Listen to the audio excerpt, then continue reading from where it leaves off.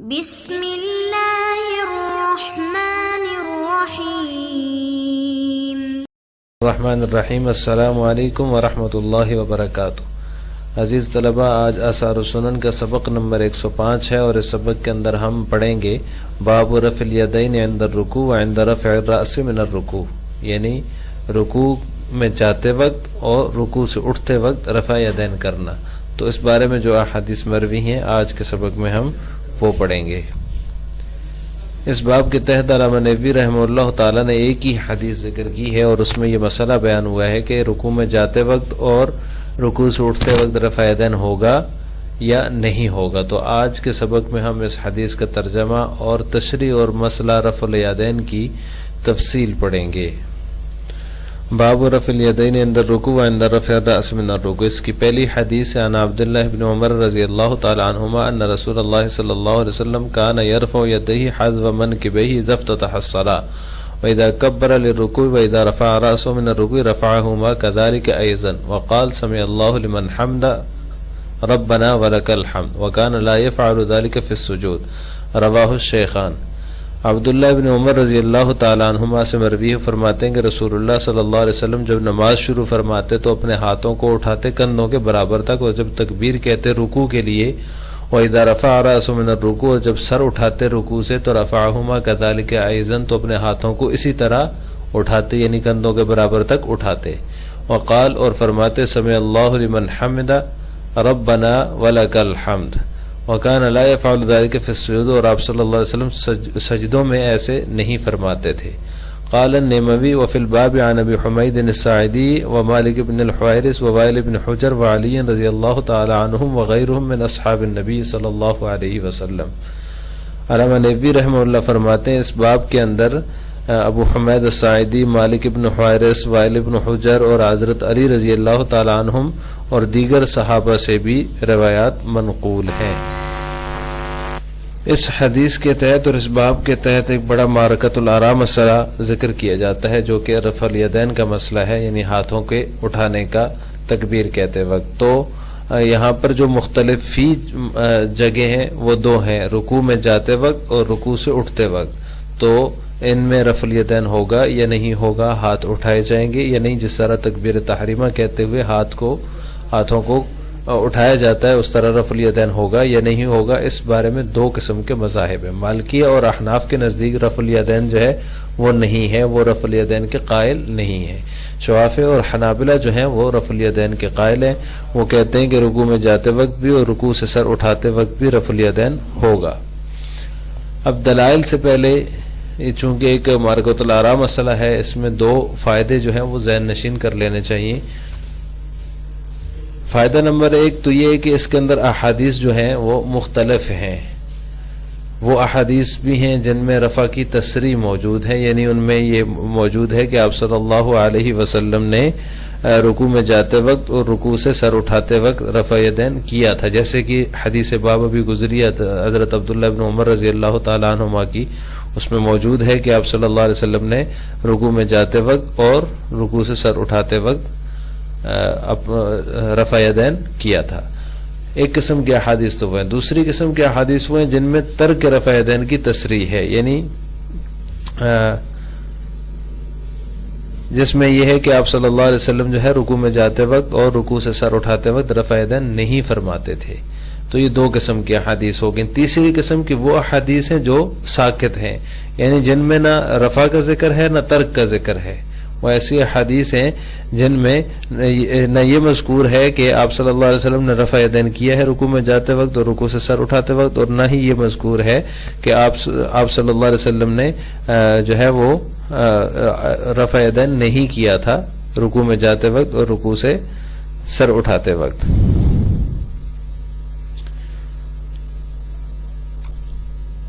اور دوسرا فائدہ یہ ہے کہ رکوع میں جاتے وقت اور رکوع سے سر اٹھاتے وقت رفع یدین کرنا جو ہے یہ آپ صلی اللہ علیہ وسلم سے ثابت ہے، اس میں کوئی اختلاف نہیں ہے، بلکہ یہ آپ صلی اللہ علیہ وسلم نے کیا ہے، رکوع میں جاتے وقت بھی رفع یدین کیا اور رکوع سے سر اٹھاتے وقت بھی رفع یدین کیا، یہ ثابت ہے، اس کے ثبوت میں کوئی اختلاف نہیں ہے۔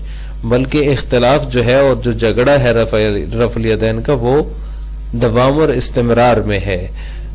حنابلہ اور شوافع جو ہیں وہ دوام اور استمرار کے قائل ہیں، جبکہ احناف اور مالکیہ جو ہیں وہ دوام اور استمرار کے قائل نہیں ہیں.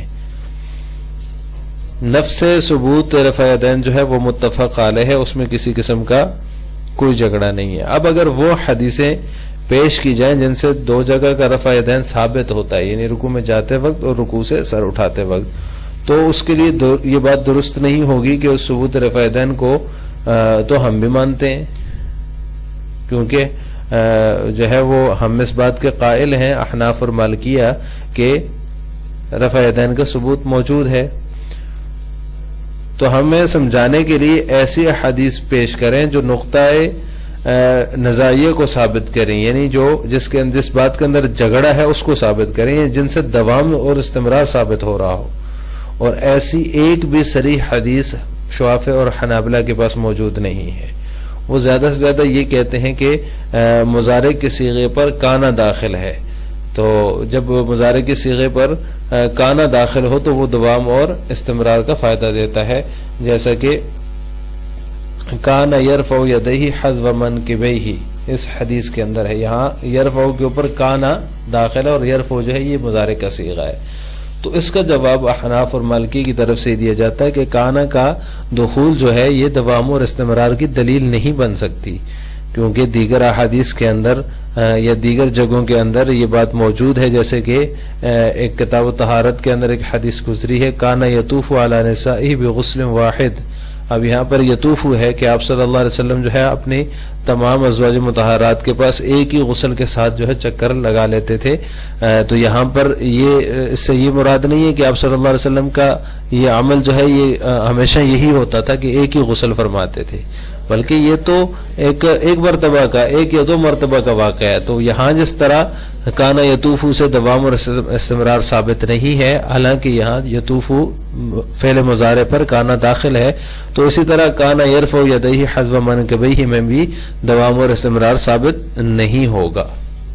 تو لہذا اس بات سے یہ ثابت ہو جاتا ہے کہ رفع الیدین کی دلائل جو ہیں یہ زیادہ ہیں، کیونکہ بعض لوگوں کا یہ مغالطہ ہے کہ رفع الیدین کے دلائل جو ہیں وہ احادیث جن میں رفع الیدین کا ذکر ہے وہ زیادہ ہیں. تو یہ جو ہے یہ مغالطہ اس تقریر سے اور اس وضاحت سے دور ہو جاتا ہے کہ یہ صحیح نہیں ہے، بلکہ یہ ایک مغالطہ ہے کہ رفع الیدین کے دلائل زیادہ ہیں. نفس ثبوت رفع الیدین کی احادیث جو ہے اس میں بھی وہ جو ہے اپنی دلیل بنا کر ان کو پیش کر دیتے ہیں، اور یہ سمجھا جاتا ہے کہ یہ رفع الیدین عند الرکوع اور عند رفع الراس من الرکوع کی دلیل ہے. حالانکہ ایسا نہیں ہے، بلکہ کوئی صریح روایت جس میں یہ مذکور ہو کہ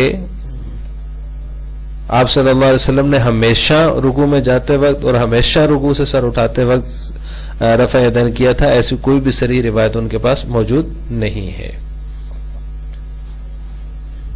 قائلین رفع یدین جو ہے وہ حضرت ابن عمر رضی اللہ تعالیٰ عنہما کی حدیثی جو کہ حدیث باب ہے آپ کے سامنے گزری ہے، یہی عام طور پر جو ہے وہ اپنی دلیل کے طور پر پیش کرتے ہیں. لیکن یہ حدیث بھی جو ہے اس میں بھی فما زالت تلک الصلاۃ حتی تقی اللہ، اس حدیث کو مصنف نے آگے ایک باب آ رہا ہے، باب مستدل بہ علی رفع الیدین فی الرکوع واضبا الی آخرہ، اس کے تحت جو ہے علامہ نووی رحمہ اللہ تعالی نے اس حدیث کو ذکر کیا ہے. تو یہاں پر جو یہ زیادتی ہے، اس زیادتی کے بارے میں انہوں نے فرمایا ہے کہ یہ انتہائی درجے کی ضعیف ہے. یہ ایک واحد روایت ہے قائلین رفع یدین کے پاس، حدیث ابن عمر جو ہے اس میں بھی یہ جو زیادتی ہے، تو یہ زیادتی اس میں جو ہے یہ ضعیف بلکہ موضوع درجے کی ہے. بعض محدثین نے اس کو موضوع بھی قرار دیے، کیونکہ اس کی سند میں جو ایک راوی ہے عصمت بن محمد، اس پر محدثین کی شدید قسم کی جرح موجود ہے. یحییٰ بن معین رحمہ اللہ فرماتے ہیں اس کے بارے میں کذاب یضع الحدیث.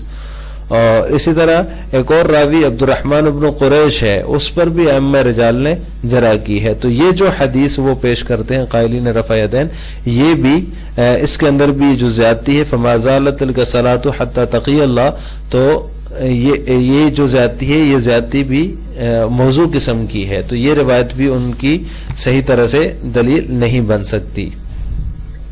جہاں تک ان احادیث کا تعلق ہے، جس طرح کے فائدہ نمبر 1 میں ہم نے ذکر کیا کہ بعض احادیث وہ ہیں جن میں رفع یدین کی تصریح ہے، اور بعض احادیث وہ ہیں جن میں ترک رفع یدین کی تصریح ہے، اور بعض روایات وہ ہیں جو ساکت ہیں. تو وہ ساکت روایات بھی ہیں جو ہیں وہ بھی جو ہے وہ ترک ہی کی دلیل بنتی ہیں، کیونکہ اگر حضور اکرم صلی اللہ علیہ وسلم رفع یدین کرتے تو راوی ضرور بیان کرتا. ان ساکت روایات کی بات ہو رہی ہے جن کے اندر سکوت ہے، نہ رفع کا ذکر ہے نہ ترک کا ذکر ہے.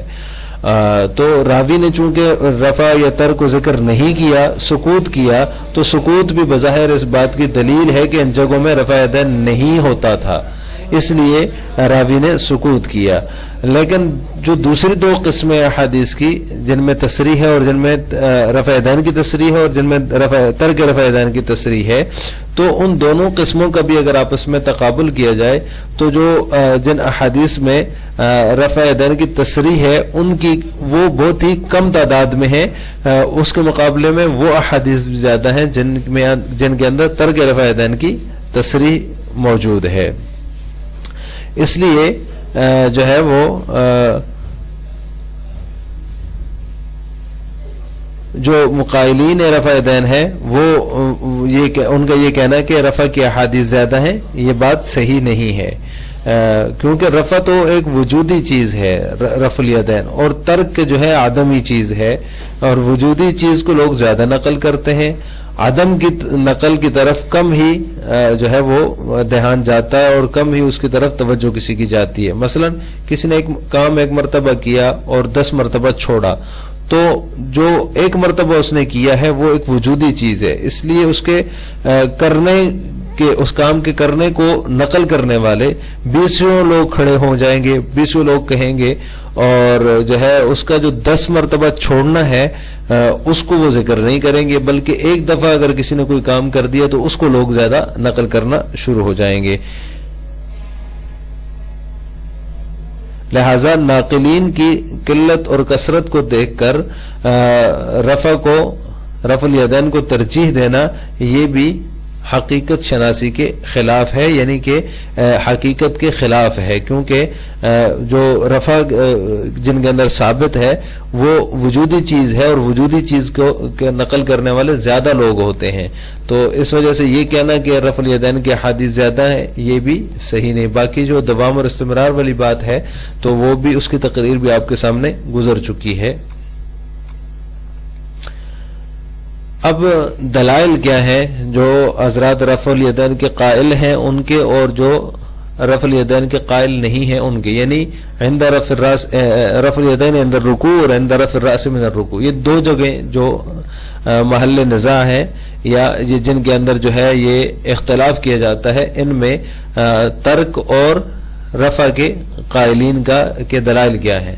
تو احناف جو کہ ترک رفع الیدین کے قائل ہیں ان کی دلائل جو ہے ان کی جو احادیث ہیں جن سے وہ استدلال کرتے ہیں وہ آگے ایک باب آ رہا ہے ترک رفع الیدین فی غیر الافتتاح، اس کے تحت جتنی بھی روایات ہیں وہ احناف کی دلیل ہیں، اور ان سے احناف استدلال کر کے یہ مسلک اختیار فرماتے ہیں کہ رفع یدین جو ہے وہ نہیں ہوگا رکوع میں جاتے وقت اور رکوع سے سر اٹھاتے وقت. فریق ثانی جو ہے جس کے اندر شوافع اور حنابلہ ہیں، تو ان کی دلیل جو ہے وہ یہی حدیث باب ہے، حضرت ابن عمر رضی اللہ تعالیٰ عنہ کی حدیث ہے جس کا ترجمہ بھی آپ کے سامنے گزرا ہے. اس میں حضرت ابن عمر رضی اللہ تعالیٰ عنہ فرماتے ہیں کہ رسول اللہ صلی اللہ علیہ وسلم کان یرفع یدیہ حذو منکبیہ اذا افتتح الصلاۃ واذا کبر للرکوع واذا رفع راسہ من الرکوع رفعہما کذالک ایضا، جب رکوع کے لیے تکبیر کہتے اور جب رکوع سے سر اٹھاتے تو اس وقت بھی ایسے ہی اپنے ہاتھوں کو بلند فرماتے کندھوں کے برابر تک. تو یہ جو حدیث ہے یہ فریق ثانی یعنی شوافع اور حنابلہ کی دلیل ہے. تو اس کا جواب یہ ہے کہ اس سے دوام ثابت نہیں ہوتا، اس کے اندر یہ نہیں ہے کہ آپ صلی اللہ علیہ وسلم نے ہمیشہ ایسے کیا ہو، جیسا کہ انہوں نے اس سے استدلال کیا کہ کانا یرفع یدیہ، یہاں پر کانا فعل مضارع پر داخل ہے تو اس سے دوام اور استمرار ثابت ہوگا. تو اس کا جواب ہم نے پہلے بھی دے دیا کہ کانا جب مضارع پر داخل ہو تو اس سے ضروری نہیں ہے کہ وہ دوام اور استمرار کی دلیل بنے، اور ہر وقت ہی اس سے دوام اور استمرار ثابت ہو. جیسا کہ ہم نے کانا یطوف علی النساء بغسل واحد کی جو ہے حدیث پیش کی، اور کانا یطوف فعل مضارع پر داخل ہے اور اس سے دوام اور استمرار ثابت نہیں، کیونکہ آپ صلی اللہ علیہ وسلم ایک ہی غسل سے تمام ازواج کے پاس ہمیشہ جو ہے وہ چکر نہیں لگایا کرتے تھے، بلکہ یہ کبھی کبھار کا واقعہ ہے. تو لہٰذا اس حدیث سے، حدیث ابن عمر سے دوام اور استمرار ثابت نہیں ہوگا. دوسری بات یہ کہ یہ سندن بھی اور مانن بھی مضطرب ہے یہ حدیث جو ہے حدیث ابن عمر. اور تیسری بات یہ ہے، تیسرا جواب یہ ہے کہ راوی کا اپنا عمل اس کے خلاف ہے. حضرت ابن عمر رضی اللہ تعالیٰ عنہ خود رفع الیدین عند الرکوع و عند رفع الراس من الرکوع کے قائل نہیں ہیں. جو روایت کر رہے ہیں رفع کی، وہ خود ان کا اپنا عمل اس کے خلاف ہے. تو راوی کا اپنا عمل جب اس روایت کے خلاف ہو جائے تو یہ سمجھا جاتا ہے کہ یہ روایت منسوخ ہے، لہٰذا اس روایت کو ہم منسوخ تصور کریں گے. آج کے سبق کا خلاصہ یہ ہوا کہ ہم نے باب رفع الیدین عند الرکوع و عند رفع الراس من الرکوع کی ایک حدیث کا ترجمہ، تشریح اور معرکۃ الآراء مسئلہ رفع الیدین کی تفصیل پڑھی ہے. امید ہے آپ حضرات کسی حد تک اس مسئلے کو سمجھ چکے ہوں گے. آخر میں دو سوال ہیں. پہلا سوال یہ کہ کیا رفع الیدین آپ صلی اللہ علیہ وسلم سے ثابت ہے؟ اس کا جواب آپ نے کمنٹ باکس میں دینا ہے. نمبر دو، احناف کا مسلک رفع الیدین کے مسئلے میں کیا ہے؟ اس کا جواب بھی آپ نے کمنٹ باکس میں دینا ہے. السلام علیکم ورحمۃ اللہ وبرکاتہ.